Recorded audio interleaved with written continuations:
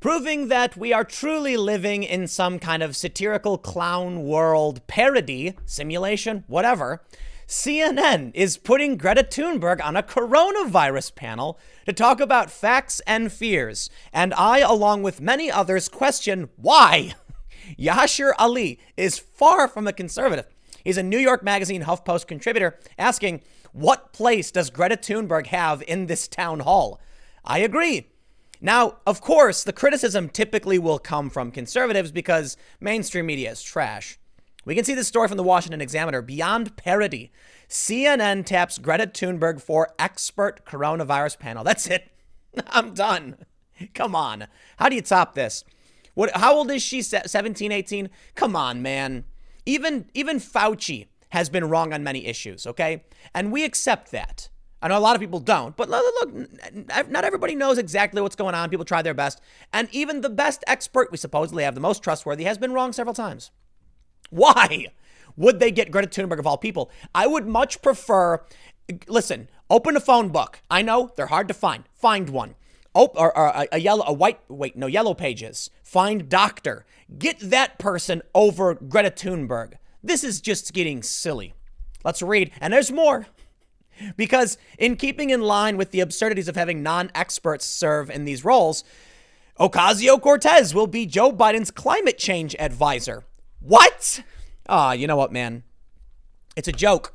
The whole thing is one bad joke, isn't it? The Examiner writes, the brave, hard-hitting journalists over at CNN are hosting a town hall Thursday evening on coronavirus facts and fears. Our First Amendment warriors are only bringing viewers the best of experts, such as former CDC Director Richard Besser, former HHS Secretary Kathleen Sebelius, and teenage climate activist Greta Thunberg. You literally cannot make this stuff up. This would be a masterful parody. It could have been one of the Babylon Bee's finest works. Yet no, this is actually the reality of CNN 2020. I wanted to say that. Seriously, Babylon Bee, you can't top this, man. I'm sorry. You know, I know you try. No, Babylon Bee is great. They're really funny. But like, let's be real. If the Babylon Bee wrote an article that said Greta Thunberg tapped as coronavirus expert, we would all laugh. And CNN's actually done it. There are almost no words for how ridiculous this is. Anchor Chris Cuomo has touted CNN as the facts-first network. Reliable sources, ironic, host Brian Stelter regularly tut-tuts Fox News, sometimes justifiably, for having unqualified guests speaking on expert subjects. But at least they don't tell their viewers to take their coronavirus wisdom from 17-year-old troubled teenagers. The same liberal journalists who have scolded the American people for so much as questioning the wisdom of the federal government's top coronavirus experts, such as Dr. Fauci and Dr. Birx, are now literally telling people to get their scientific analysis from Greta Thunberg. Now, look, I don't know to what extent they'll have her on as an expert panelist. Maybe she'll be talking about climate change, which is what a lot of us want. But let's be real, man. She's not even an expert on climate change. She barely knows what she's talking about. Her only qualification is that she skipped school. Come on. Look, I dropped out of high school, so I'm the last person who should be criticizing Greta Thunberg. But criticism directed at her being put up at the UN and the national stage and CNN when she didn't go to school for anything is fair criticism. Because what I can criticize is I'm not a climate change expert. I'm not going to go on a climate change panel, and I'm not going to go on a coronavirus panel either. Why should she? It's because CNN is performance art. It is art. It is not. It's reality television. And I got to do this. I got to issue the rare apology and correction. See, recently I I compared Brian Stelter to Kim Kardashian and the Kardashians, and that is horribly unfair to the Kardashians because they're actually rather successful. And CNN's Brian Stelter is marginally successful. So I did mention before, maybe he was a lesser Kardashian, but that's not fair either because the Kardashians, it's a huge show, man. People love that stuff.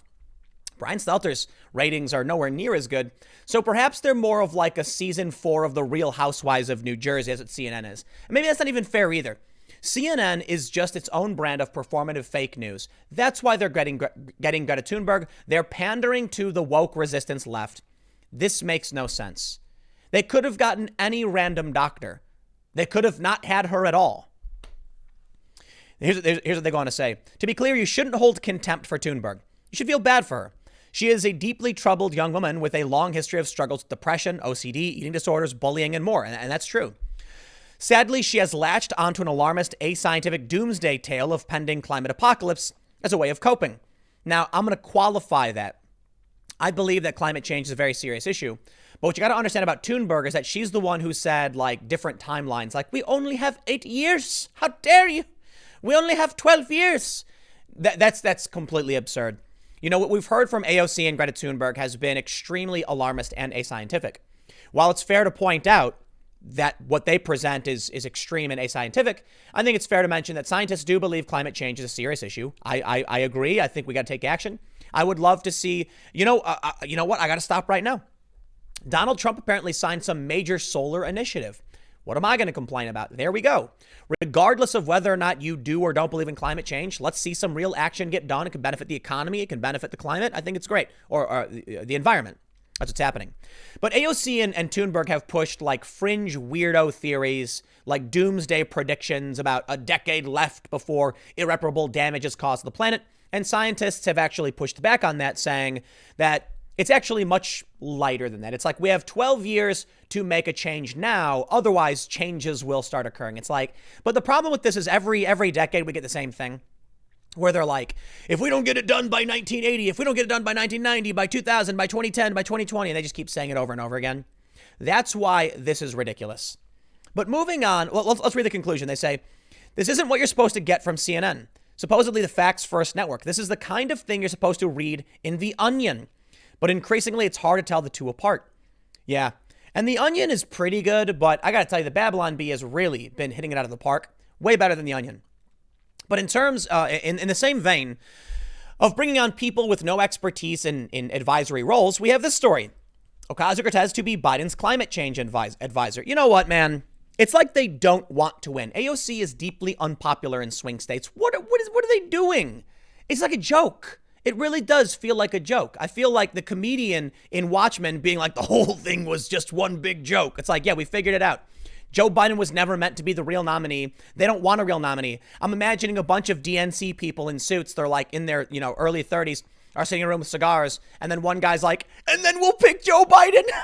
And they all start laughing. And the other guy's like, dude, no, I got an idea. Let's get AOC to be a climate change advisor. And then they're all laughing and they're like, I'll keep it family friendly. They're doing adult things. I'm referencing drugs. There you go. I won't get into those analogies. But anyway, the point is, this is ridiculous. It's like a big prank on all of us, or the Democrats at least, because Trump's going to win. Like, this is not... Let me read. Democratic New York Rep. Alexandria Ocasio-Cortez is slated to co-chair a task force to advise presumptive Democratic presidential candidate Joe Biden on climate change policy. Oh, yes, because her expertise as a bartender qualifies her to discuss climate change.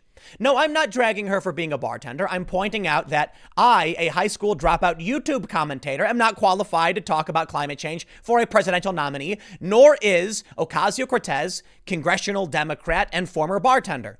I got no problem with her being a bartender. I think it's awesome, actually. It shows that any American can run for office and represent their district. I am bringing up, however, that it proves she is in no way qualified to discuss matters of climate change. Joe Biden could have picked any one of the litany of climate change experts as his advisor. But what he wanted was brand power. He wanted social media followers, and he desperately wants to convince the woke left and the resistance left that he's progressive. It won't work. They don't like AOC to varying degrees. They don't like her because AOC has very much backpedaled and gone very mainstream. But this is as desperate as they come. Biden confirmed Tuesday that he is working to bring Sanders supporters on board for the November election. And he asked Ocasio-Cortez to take an active role in his campaign on a panel, although he did not specifically refer to her role as co-chair of the climate change task force. Well, AOC tweeted this out, basically confirming it. I'm working with Bernie and with his people, and we've made some changes. We've listened to Bernie supporters, and for example, we have Congresswoman Ocasio-Cortez. She is on one of the panels. I think we're going to have a very united party. Last week, the Congresswoman seemed to express some level of support for Biden accuser Tara Reade. It certainly seems as though something has happened. I'm not sure. AOC told NPR about the incident. In mid-April, the Congresswoman said it is legitimate to discuss Reade's accusations. I don't care about talking about Reade. I care about talking about A bunch of Democrats and leftists and media who are propping up people who are not experts to talk about issues that discredit the whole thing. I'll tell you what. You want to talk about climate change, Joe Biden?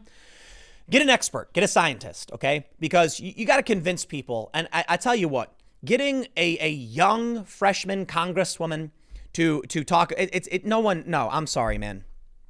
People aren't going to take her seriously. It will only discredit that message. But I get it, you want votes. Same thing with Greta Thunberg. If you want to convince people and explain to them the facts about COVID, the last thing you need to do is bring on a contentious young woman whose only qualification is that she skipped school to complain about the environment. While I can respect protest, okay, she is not an expert on anything. But this is what we get. This is the world we live in. It's almost fun and funny until you realize these people are impacting policy that will affect how you live and how you work and what you can spend money on. And it's not going to be fun, is it? I'll leave it there. Stick around. Next segment's coming up in a few minutes, and I'll see you all shortly.